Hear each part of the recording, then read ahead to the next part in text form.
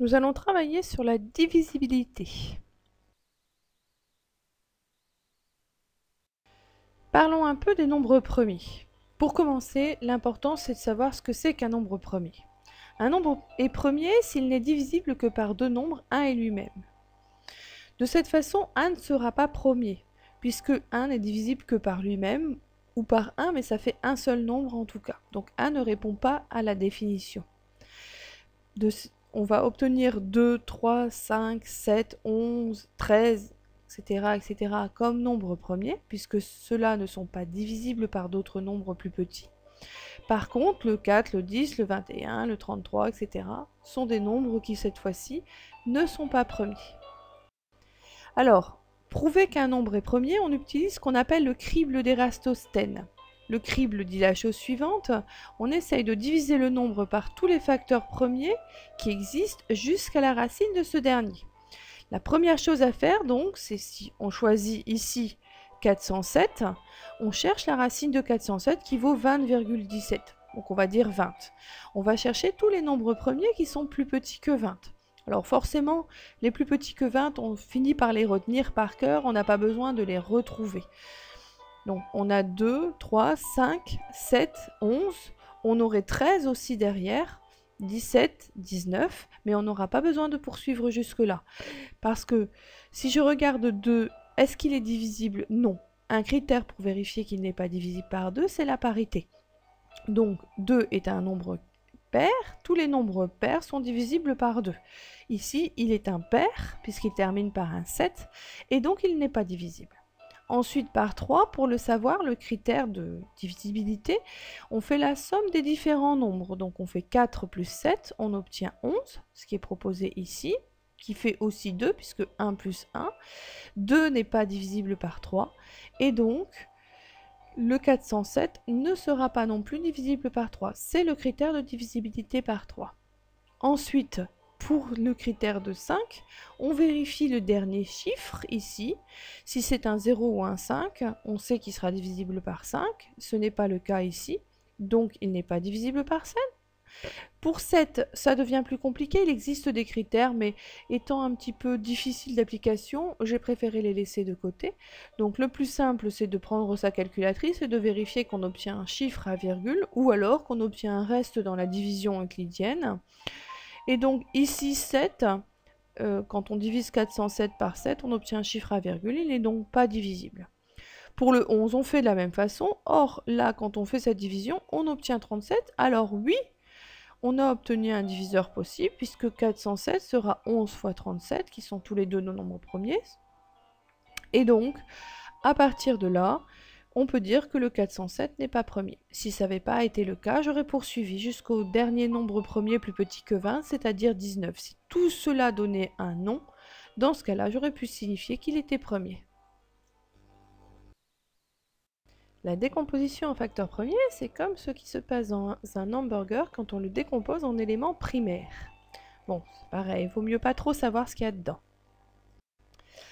Alors, en réalité, lorsqu'on prend un nombre n, on cherche les éléments primaires qui le composent.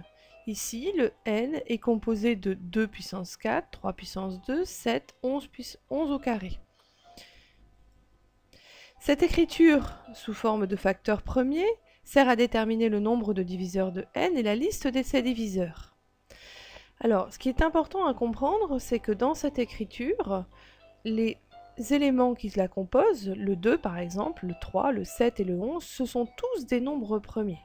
Régulièrement, erreur courante des étudiants, les nombres choisis ne sont pas forcément premiers, on retrouve des 9, parfois des 16, et du coup, ça rend les choses complètement différentes. Là, on cherche à savoir les éléments et les nombres premiers qui composent notre nombre.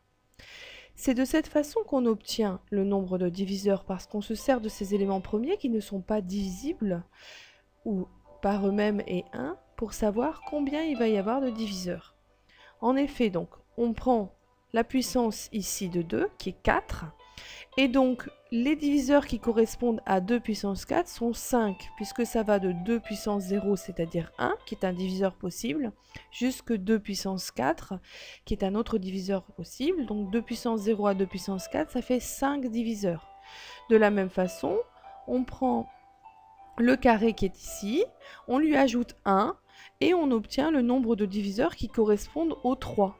Puis le nombre de diviseurs pour le 7, puisqu'il était à la puissance 1, ça devient une puissance de 2, puis le nombre de diviseurs pour la puissance 11. On multiplie chacun de ces diviseurs et on obtient le nombre de diviseurs total pour ce nombre. Pour donner cette liste de diviseurs, on utilise un arbre, mais ceci vous sera présenté ultérieurement. Donc cette fois-ci, nous allons parler du PGCD et du PPCN. Et d'abord, il faut comprendre qu'on va devoir décomposer en facteurs premiers chacun des deux nombres que l'on possède. Vous remarquerez bien que nous n'indiquons jamais le nombre, parce que seule la décomposition en facteurs premiers est importante pour trouver le PGCD et PPCM. Donc j'ai décomposé mes deux nombres, donc le n ici présent et le m, en facteurs premiers, de la même façon qu'on le fait pour 1. Cette écriture va nous permettre de retrouver PGCD et PPCM. Pourquoi? Parce que pour le PGCD, on va regarder les éléments qui sont communs aux deux nombres et on va les affecter du plus petit exposant. Je regarde donc élément par élément. Donc 2 puissance 4, il n'y a pas de 2 ici. 3, il y a un 3 ici. Donc je vais prendre le 3 qui fera partie du PGCD. Et je vais l'affecter du plus petit exposant. Ici c'est 3. Ici c'est 2, je vais donc l'affecter d'un exposant 2. Je poursuis ma recherche, donc j'ai le 7, il n'y a pas de 7 ici, donc, et j'ai le 11 qui est présent aussi ici, que je vais affecter du plus petit exposant, c'est-à-dire 1, puisque de l'autre côté c'est un carré. On fait le produit des deux, alors attention, c'est bien un produit quand on travaille en facteurs, ce sont des produits, et on va obtenir la valeur du PGCD. Pour le PPCM, la méthode est la même, sauf qu'on va utiliser les éléments qui restent, c'est-à-dire que cette fois-ci, on ne va pas regarder ceux qui sont communs, mais on va regarder ceux qui sont présents, peu importe dans lequel des deux, en fait, on va les utiliser. Donc, je regarde ici, je vais avoir un 2, je vais avoir un 3, je vais avoir un 7, je vais avoir un 11. Si je regarde ici, ceux que je n'ai pas encore cités, je vais avoir un 5. Et ensuite, je vais les affecter du plus grand exposant. Donc, le 2, il n'y en a pas d'autre, donc ce sera un puissance 4. Le 3, il y en a un autre ici, donc ce sera le puissance 3 d'ici qui va passer, plus grand exposant. 7, il n'y en a pas d'autre, ce sera 7. Et puis 11 sera pris au carré, puisqu'ici, il est à la puissance 1. Voilà, je fais le produit de tout ça, et j'obtiendrai mon PPCM. Nous allons reprendre la méthode de division euclidienne que vous avez apprise dans les petites classes. Mon expérience me dit qu'il est toujours difficile de la revoir parce que visiblement la calculatrice a dû effacer vos souvenirs. Donc si on doit poser une division euclidienne, on va mettre ici le dividende, ce qui est à diviser, le diviseur, le quotient et ici le reste. On reverra en cours éventuellement comment on fait la division euclidienne. Et on reverra aussi comment on obtient ce quotient et ce reste, puisque dans les chapitres sur l'arithmétique, nous ne verrons que des nombres entiers, donc jamais de chiffres à virgule, bannissez ça de vos idées. Et donc, on verra comment on les obtient à l'aide de la calculatrice aussi. La division de 1123 par 100 peut s'écrire par exemple ici sous la forme posée, mais aussi en ligne. Donc en ligne, on obtient ici le dividende, ici le quotient sur lequel il n'y a pas de condition, il peut être positif ou négatif, plus grand ou plus petit que le diviseur. Le diviseur, les seules conditions sur cette division euclidienne sont les valeurs du reste. Le reste doit être positif ou égal à 0 et strictement inférieur au diviseur. C'est la condition pour que la division euclidienne de deux nombres soit unique. Et la seule condition importante véritablement à retenir. Cette division euclidienne peut être poursuivie pour obtenir le PGCD. Donc ça, c'est ce qu'on appelle l'algorithme d'Euclide. Donc je vais posé sous forme de tableau pour ne pas surtout inverser quotient et diviseur, parce que souvent dans nos écritures, on met un coup quotient en premier, un coup le diviseur en premier, et du coup on s'y perd quand on doit reprendre les nombres.